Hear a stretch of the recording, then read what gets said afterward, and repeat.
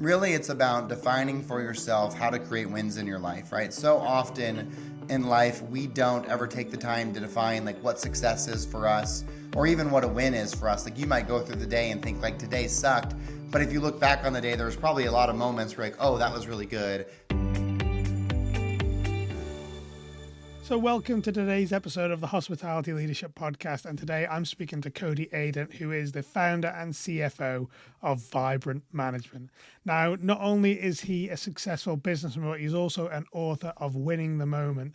And in that book, he shares his technique for gamifying productivity and to help you develop your own system and change your mindset, obviously, to manage your productivity. We also talk about building habits and why it's so important and how you can go about developing a habit for yourself, but also why it's really important to use rewards to overcome procrastination. I know myself, I have always battled with procrastination in one form or another. So this has been a really insightful episode for me to record, and I hope it's really valuable for you as well. So over to the conversation with myself and Cody Adent. So Cody, thank you for joining me on the Hospitality Leadership Podcast. How are you? I'm doing wonderful. Thanks for having me. Yeah, no, we've just been speaking before we started recording. It's taken us a while to eventually get the time to sit down and have a chat. I'm really excited to find out about your background, obviously, and your journey into creating or founding Vibrant, but also you're an author of Winning the Moment, which we'll get into a bit later on, which is focusing on mindset, which is so important to Yeah, entrepreneurs as well as professionals. The modern day workforce need to think like an entrepreneur as well, and they need to have a similar mindset. But first and absolutely. foremost, I want to get into in relation to hospitality in particular. What is it that excites you about the hospitality industry? Well, I think for me, before I even joined it, I've always loved to travel. And so I love going on vacation. I love going to new places. I love to see how different places incorporate activities and their concierge and how they create a memorable experience. And so I think I was really interested in hospitality before I even realized it could be a possibility for me professionally. Um, and so I think that's what kept me in it. So what happened is I was transitioning out of a marketing company that I owned in Houston, Texas, here in the United States, and my wife had moved back home to southern Utah, where we were from. She was pregnant with our son, and so I was finishing out. We had a marketing contract with the Houston Astros, and so I was finishing out that contract before I was going to move home. And so had these gaps because baseball is like 7 or 10 days on and then 7 or 10 days away. So I could come back and forth. And so when I was in St. George, I didn't really have anything to do. And St. George is home to some of the most natural beauties in the world. So Zion National Park is right in our backyard. And we've got Snow Canyon State Park that if it was in any other state than Utah, it would be a national park. And so we've got all this amazing beauty. And one of my best friends from high school, his family owned a hotel in Zion, and they also owned this website called zionnationalpark.com, and they wanted to start get that going as like a booking source for activities and restaurants and hotels. And they had built this really beautiful website. They obviously had an amazing domain. The problem was they had no one going out there and getting businesses to invest in supporting it. And so he asked if I'd be interested in doing that, and I of course said yes. And so I really just started in hospitality by being like a door-to-door salesperson. I just went to all the businesses in around the area and talked to them about their marketing and why they should be on the website. And through that, I got involved in tourism and like the ecosystem that exists here in Utah with our tourism bureaus. And I went to the tourism conferences, and I realized just how incredible it was and how amazing the people were and how fun it was to be, creating memories for people. And that's kind of what started it all. And that's what created my interest in the arena. The memory side for people, certainly when we were able to create or be part of those memories as an industry, it really does connect us to that real purpose that we have in what hospitality truly is. And it is about, kindness to strangers, ultimately, whether they're in the happiest moments of their lives or ultimately the saddest moments of their lives. We're part of that, and that's really something that we have to really keep in the forefront of our minds when we start thinking about why we keep doing what we do. It's because we have that massive impact on people.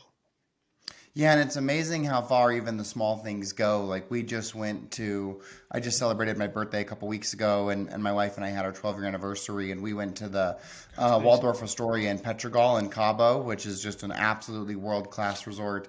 And like after we got there, we had lunch. We were walking away, and our waiter runs out, and he's got a bottle of champagne. He says, "Oh my gosh, I forgot to celebrate your guys' anniversary with you," and pours us two glasses, which is a happy anniversary, and we say cheers. And it's like that cost the property like $20 maybe, to fill up our two glasses of champagne. But it was such a memorable experience for us.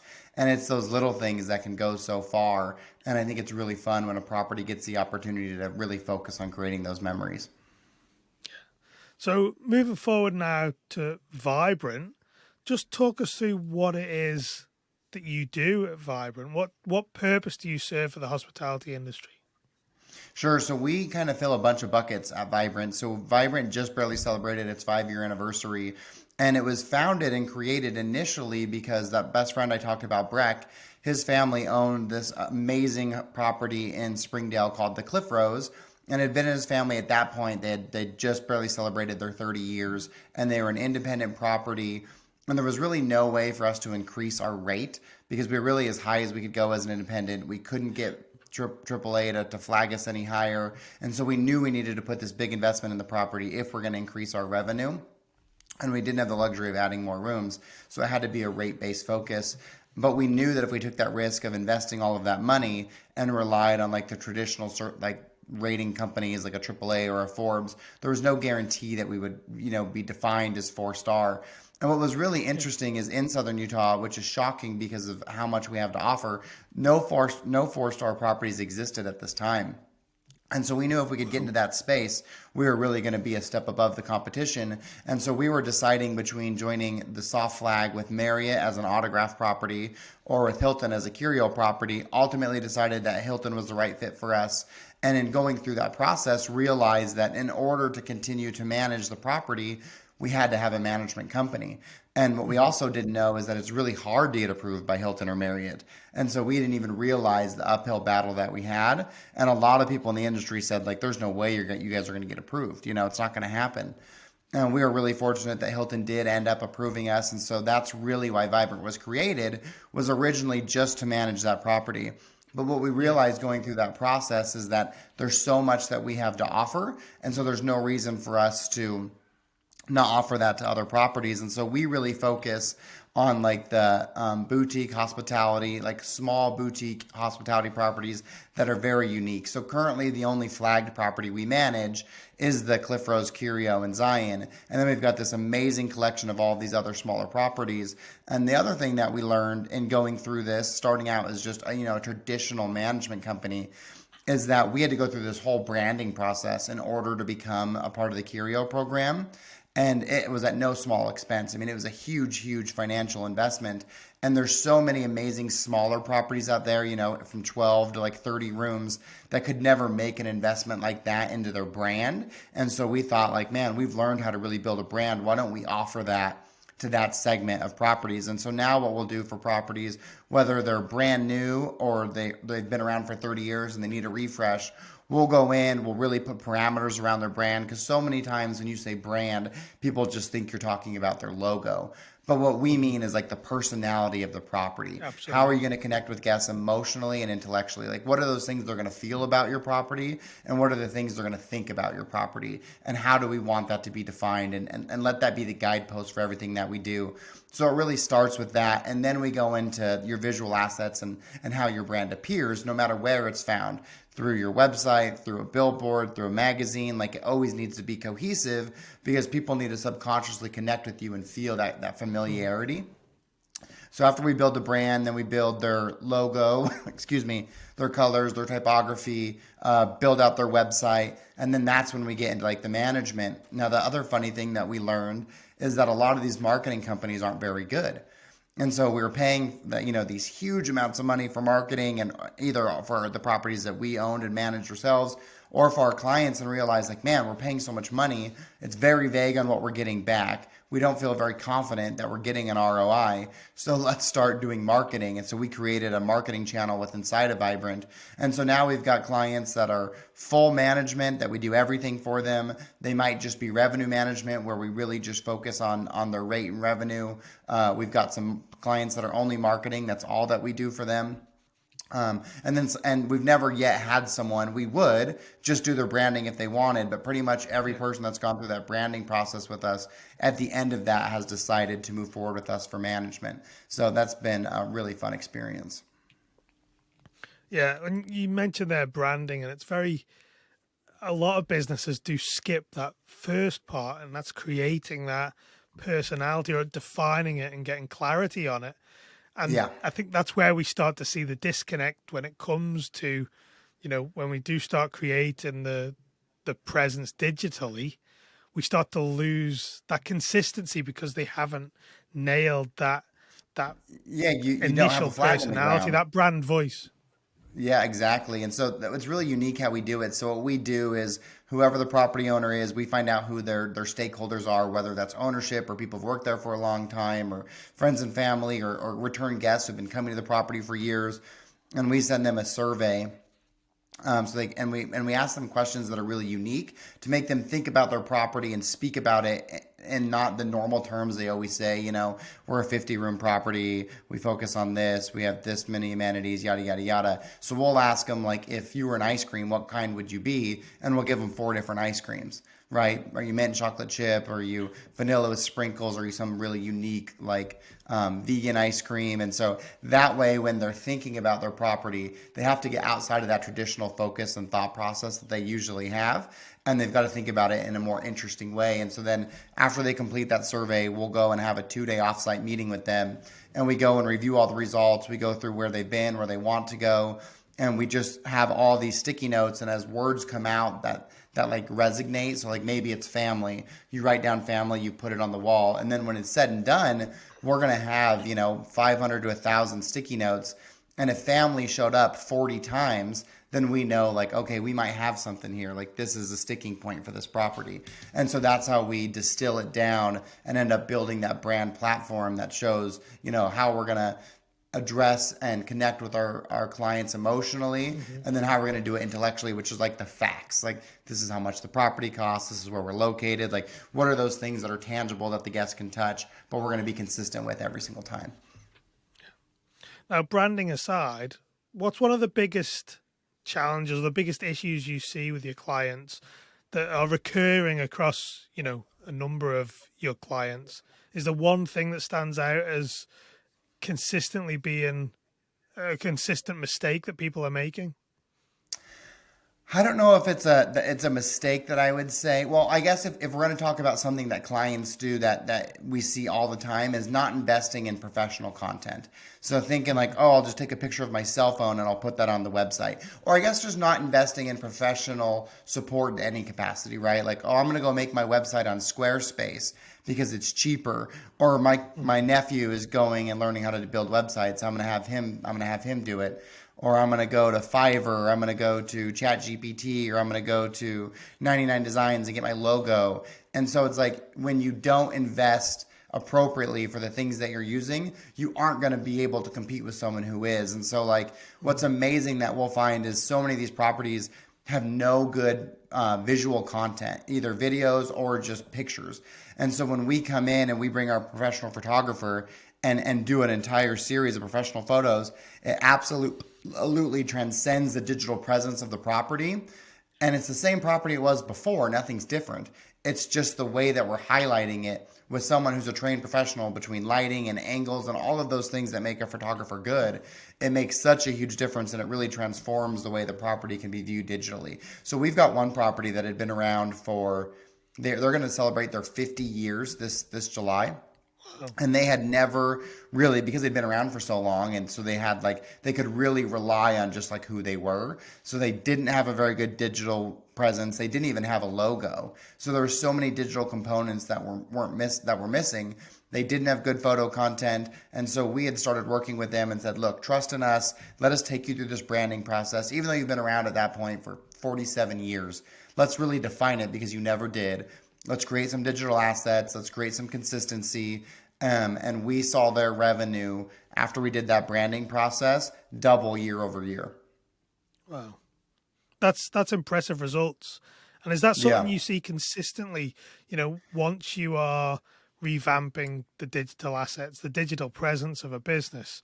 Are you consistently seeing maybe not quite Yeah, those yeah, we that increases, or we maybe you are that seeing was those increases? that was the only time we really doubled it. But yes, we always see a Yeah. huge increase, and there's a couple reasons behind that. One of them is if you don't have a good digital presence, more likely than not, you're probably not investing in advertising, Hmm. right? And if you are, it's going to fall short because once they arrive at the destination, it's not going to look very good. And so that's when you lose a lot of sales to like OTAs. Because if I go to your website and it looks crappy, but I'm still interested in staying there, I'm probably going to be more inclined to book on a platform I trust, like an Expedia or a Booking.com. But when we build out their website where it's this beautiful digital presence and you feel very confident in browsing it, then you're going to book directly. Plus, we always put a really nice call to action with some sort of focus point for the consumer that's better than an OTA, like a length of stay or some sort of promotion. So we're always encouraging that direct bookings.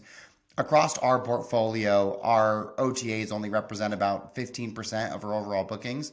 So we really focus on driving that down. And so part of that growth, of course, is the digital presence is good now, so we can ramp up our digital marketing, so we can drive direct bookings and then have a call to action to convert those customers when they arrive. So it's not enough to say that just because the website's better, we're doing more. The website being better allows us more access to more funnels and tools. Yeah. And there's a benefit to direct bookings, isn't there? They book Is on the Expedia, we don't get their email, we don't get their contact Yeah. information. It's really Expedia's customer, it's not ours. And the best customer is someone who's already stayed with you before, right? That's Mhm. your best target audience. It's a lot less expensive to retarget an existing customer than to go find a new one. And so we Yeah, want to absolutely. retain their information. We want to make sure, because we have this unique thing at Vibrant too, we figured out how to operate a lot of our properties virtually. Kind of started out of necessity through COVID, but now we've created this process called virtual GM. And so we've got properties that we manage that have no on site staff besides housekeeping and maintenance, and it's all run virtually. So if you call the property, one of our virtual GMs will answer the call, they'll book your reservation, they'll send out all your pre arrival, they'll do your in stay Wow. check in, they'll do your post arrival, they'll respond to your TripAdvisor. They are, for all intents and purposes, your connection to the property, and the guest wouldn't even necessarily be aware of the fact that that person isn't on property. We let them know before they book because it's important that they know what the check-in process looks like. But we're really utilizing technology and AI to be able to take one of the biggest expenses that properties have, which is payroll, and mitigating that down, where we can save 20 to 30% on payroll costs through utilizing this virtual GM. Wow. And you mentioned AI there, and I know you mentioned ChatGPT earlier. How is that changing how hospitality business owners run their businesses now? Is it the revolutionary thing that people are shouting about, or do you think there's still some elements of it which are yet to be seen?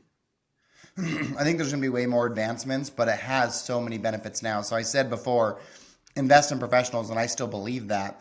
But if you don't have the luxury, or for some things, I think it's fine to use ChatGPT. Like we use it all the time to write our Instagram posts, right? Hmm. Or you can use it to write blogs, which we, for almost all of our properties, we have a content writer in house that produces those. But if we didn't have the luxury of that, certainly we would utilize ChatGPT for that. It helps us with some of our podcasts. It's an amazing tool. And then we also use other AIs, like we have messaging systems with our guests. We use Whistle and Akia, and they've got AI built into it. So if a guest which guests love to text message, right? It makes the process so much easier. So we send them a text message through one of those tools pre-arrival, letting them know when check-in is, what their door code is, who they can contact if they need anything, all of those pre-arrival steps the guest needs to know. But let's say the guest gets into the room and is curious what the Wi-Fi is, and they text back and say, hey, what's the Wi-Fi code? the AI in those systems is smart enough to answer that question without even needing the virtual GM, and it will just send the response. So there's like 250 pre-recorded responses that the AI knows. So that way it allows us to be more efficient. So I think if you're not using ChatGPT, you should, because there's so many reasons. I mean, it can write you an entire blog if you need, or even when we're brainstorming marketing ideas, we'll utilize ChatGPT to say, come up with 10 good ideas for this. Now, then we're going to have to use our own intellectual capacity to put some parameters around that and really make it stick. But certainly it's a great starting point. Yeah, it is. There's plenty of progress yet to be made with it, isn't there? And Yeah, even just yeah. the advancements we've seen recently is mind blowing in some cases. You know Oh what it yeah, can no, do it now. is it's unbelievable. I mean, what it can do is just is shocking. I mean, because even for me, like on my own personal Instagram, to write like what I want to say about my post is like, oh my gosh, I don't know what to say. I'll give ChatGPT a prompt and it'll give me this beautiful message, and it's like good to go. Yeah, Saves me the 15 to 30 minutes it would have taken me to think of something clever to say. definitely. Yeah, definitely a big efficiencies to be made there. Now, I want to turn to mindset now, and you are the author of Winning the Moment, which is it earlier this year that was Yeah, released. When January was 3rd it came out. yeah, yeah. Just tell us briefly, give us an overview of what the book is about. Really, it's about defining for yourself how to create wins in your life, right? So often in life, we don't ever take the time to define like what success is for us or even what a win is for us. Like you might go through the day and think like today sucked. But if you look back on the day, there was probably a lot of moments where like, oh, that was really good. That customer interaction was great. I had the healthier lunch today. I sat down and read those 10 pages. Like there's so many things we do that are positive, but if we don't take the time to focus on those, we can lose sight of it. And so what winning the moment is through doing some research on psychology, I realized that as humans, our willpower dissipates throughout the day. And it's something that I certainly struggled with. Like all my bad decisions basically are made after 9 o'clock. I'm pretty good between like when I wake up at 9 p.m. and once 9 p.m. hits, it's like, oh, whatever, the day's over, screw it. And so I needed to create a tool for myself to allow myself to be more successful because if my night doesn't end successfully, then the next morning also doesn't start Yeah. successfully, right? I'm not able to have the start to my day that I want.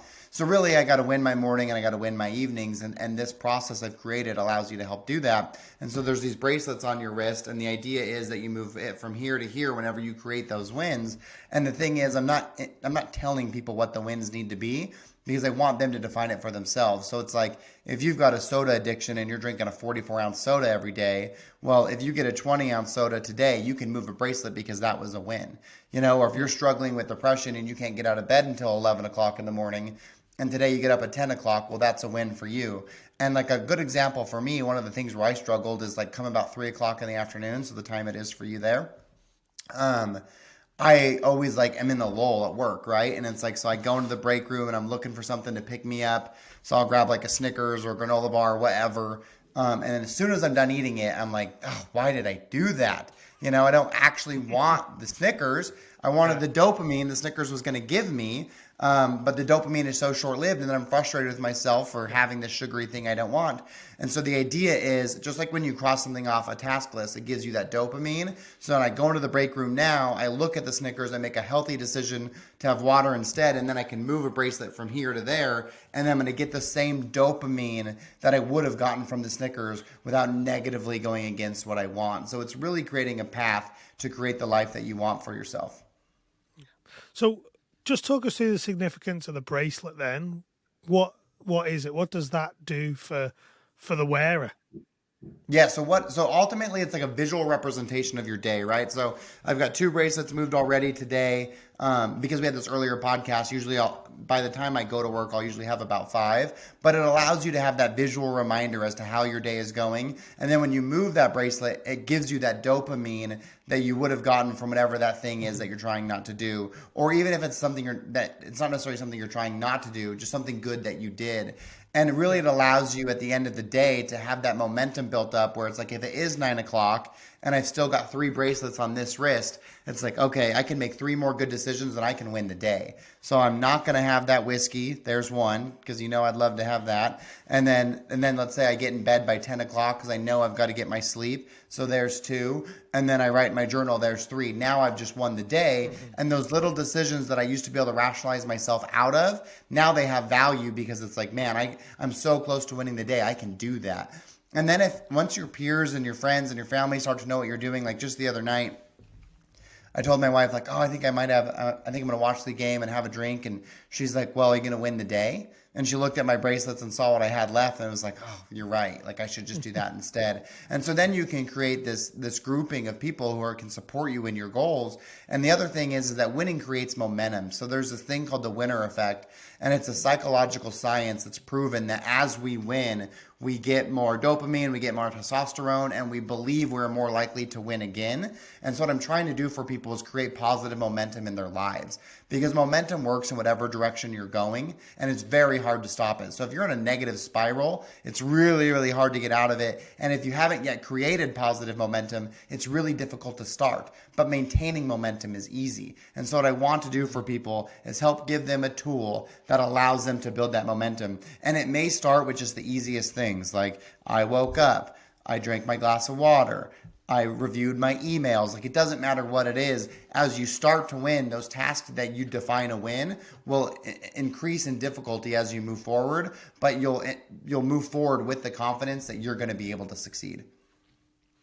So what does this do for someone's mindset then? Is it a tool that will change or will shift how they view the workday in a way? Is that how it works?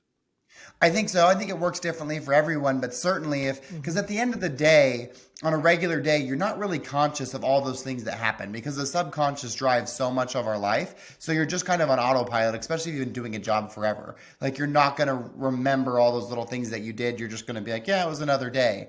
But this pulls you conscious because, as I said before, so much of our life is lived on this autopilot subconscious state. And if we can be conscious and be in the moment, we're going to be more cognizant of what's taking place.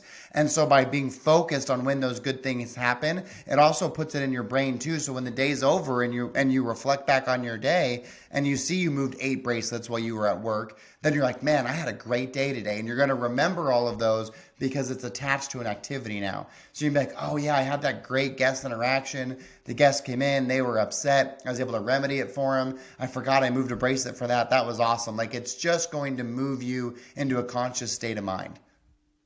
Yeah. And you mentioned, obviously, it's a system now. And you touched on momentum and Yeah. maintaining that focus on, doing these little wins day in, day out. Is that, is it something that once people get into the habit of doing, is it something that will carry on? They'll stay in that habit, or is it something that people use to build that momentum and then, maybe don't necessarily use the bracelets as much? How I do think you it see depends people on using it? your I think it depends on the willpower of the person, because some people may not need it. Like, I still need it, right? Like, I need it because as soon as I stop, I lose that real, like, the sense of really doing it, that connection with the activity. And then I also just won't make as good of decisions, which is silly, right? That I need this little tool, but I just do. Just the way that my brain works, because I grew up in sports and I grew up in games. And so I'm really just gamifying my day. And it just Yeah. makes the day more enjoyable for me and allows me to keep that focus. Because even like last night, I was looking at it and I was like, okay, I got 4 more bracelets. It's like when the day was over. So I decided to go run. I went and ran 3 miles and I came back and I read a chapter in the book I'm reading. And then I got to bed at a good time last night and then I did my journal. I wouldn't have done those things otherwise without that, like, I've got to do these things. So I think it just depends on your willpower. I think once you build enough systems, and some of the things that I used to classify as wins, like at the beginning, I don't even move a bracelet for anymore because that habit is ingrained. So I'd say once the habit is truly ingrained in your life and it becomes who you are, not what you do, I think then yes, you don't need the bracelets. But until it becomes who you are, I think you need that tool until you can get there. And just thinking about, I know certainly with me, have a habit of procrastinating. Yeah. How could it help someone who maybe procrastinates for a variety of reasons? is it something that can give you that focus to, I don't know, complete a task in a shorter Yeah, I think time? when you're procrastinating, there's a reason why, right? So it's like, I don't want to create this document because it's boring, or I don't want to work on this task because it's difficult, or I don't want to call this client because it's challenging. And so I think you create that reward system for yourself. So you're at your day and it's like, okay, you should always start with the most difficult task first, but you're sitting there, you're reflecting what you've got to do, and there's this thing you don't want to do. So what I do in those moments is I tell myself, okay, I'm going to do that thing and then I'll move the bracelet. So then it's like, okay, I'm going to get a win. I'm going to get the dopamine. I'm going to feel accomplished. And so I'm going to do that thing first, and then I'll move the bracelet after. So it's like creating a reward system for yourself where you're incentivized to whatever it is that you're procrastinating about to do it, because when you're done, you get to move the bracelet. And really, when we start thinking about changing that mindset, how long is it taking people to, I don't know, in your experience for you, you talk about having things ingrained. Are you finding that by using the system, it's happening quicker to get that, to build that habit, to form the habit that allows you to then, say, move on from that particular task, whatever it is, to not involve the bracelet? How long is that taking you? A shorter period of time now? Now you're using the system. I think it's shorter in the sense of you're constantly doing it every day, so you're able Yeah. to accomplish it quicker than if I was creating a habit without that daily focus. It would obviously take longer to do it.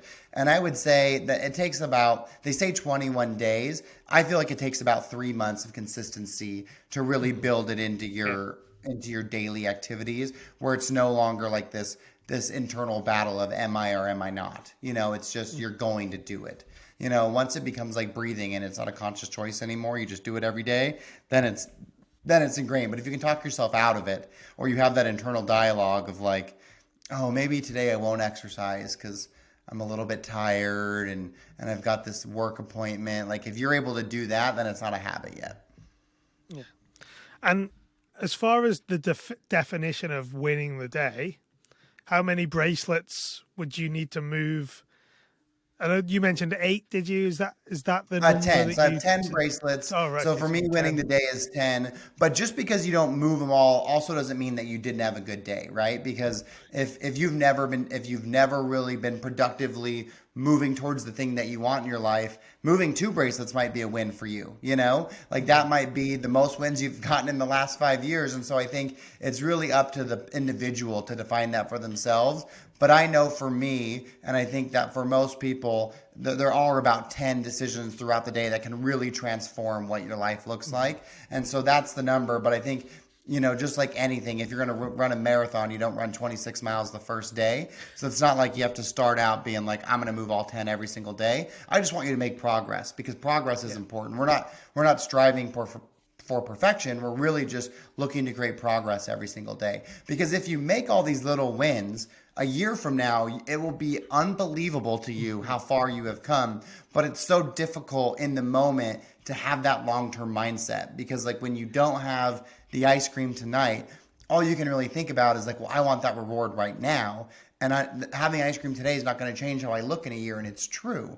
If I had that ice cream today, 365 days from now, you're not going to look at me and be like, man, he had ice cream back in May. But if I have ice cream every single night from now till Yeah. 365 days from now, you would be able to tell, right? And so, how do we create value on those little decisions that are seemingly insignificant in the moment, but over time have a huge impact? And so, that's why I want to just create those little tiny wins, because if we're playing the long game, it's going to change. It's going to change your life. Yeah. As you said earlier, that power of that momentum is massive Yeah. for anyone, whether Yeah. you're talking about your professional life, your personal life, and essentially that's what this does. It creates that, you're carrying those wins from the day before. You don't want to let yourself down by Yeah. making poor decisions the next day. So I think certainly a lot of people, certainly professionals, certainly entrepreneurs, could benefit from using a system like that. And obviously, Yeah. And it more feels good to detail is win. in the book. Yeah, You know, absolutely. we want as humans, we want to win, we want to succeed, and you get to create the rules of your life. Like you don't have to play the game based on how someone else said to play it. You get to create Mhm. those rules for you, and so there's no reason to feel unsuccessful because I guarantee anyone who's listening to this who feels like I'm a failure, or I'm not successful, if you look back in time and you looked at the things you've done in your life, you've already done something that your previous self would have been proud of. So we all have these successes in our life, no matter where we are, and things we've accomplished that our previous self would be proud of. Our current self may not be because that is now behind our potential. But at one time, that potential was in front of us, and so I really want people to become conscious and realize like you are a winner no matter what, and you can create that for yourself and quit playing by someone else's rules and start playing by your own. Yeah, absolutely. Now we're coming towards the end, and I know we've discussed your book, but what about other books? Which books have had the biggest impact on your life, your career? Which ones have really left their mark? So I think for me, my favorite author is Malcolm Gladwell. So all of his books are amazing. Outliers really stands out to me. Like Outliers has had a huge impact on what I believe the human potential is, and also how I want to create opportunities for my kids. But my favorite book is The Alchemist by Paulo Coelho, and that's really talks about the universe, and that the universe is here to give us all the things that we want and desire. But you've got to be able to be aware and conscious enough to see the signs and to follow those signs. And when you actively put your effort behind what you want, the universe is always going to create the opportunity to achieve it. Mhm. But your actions have to be aligned with your intentions. Yeah. No, brilliant. I haven't read either of them, and I think this is what I love Oh, about they're this great. on the podcast. You start to get other people's input into great pieces of work, which can Yeah. really benefit people. So now, where can people find out more about you, find out about Vibrant? More importantly, where can people get hold of Winning the Moment? So to get a hold of Vibrant, you can go to thevibrantteam.com. I'm almost positive right now we're offering a free month of marketing too. So if you're interested in that, you can Wow. reach out to Spencer at thevibrantteam.com and he'll get that ball rolling for you. If you're interested in finding out about me, I've got a website. It's just codyadent.com. Really, everything kicks out from there. On Instagram, that's where I produce most of my content. So if you want more of this message on like an almost daily basis, go to Cody. I think it's Cody underscore Adent. And then you can really just also type my name into Google and it'll be there. You can buy the book pretty much anywhere books are sold. So I always tell people like if you love Amazon or you love Barnes and Noble or you love Target, like wherever it is that you love to buy it, feel free to buy it from there. You can buy it from me on my website, and if you do that, I'll sign a copy and send it to you. Brilliant. Cody, listen, thank you so much for your time, but more importantly, thank you for sharing your knowledge, your experience, certainly with both in the hospitality industry, but also around building that momentum and getting into a position where you can, as you say, win the day, put you in a great position for the next day. So listen, thank you so much for coming on the Hospitality Leadership Podcast. I really appreciate it. Thank you very much. Yeah, thanks for having me. I really enjoyed the conversation.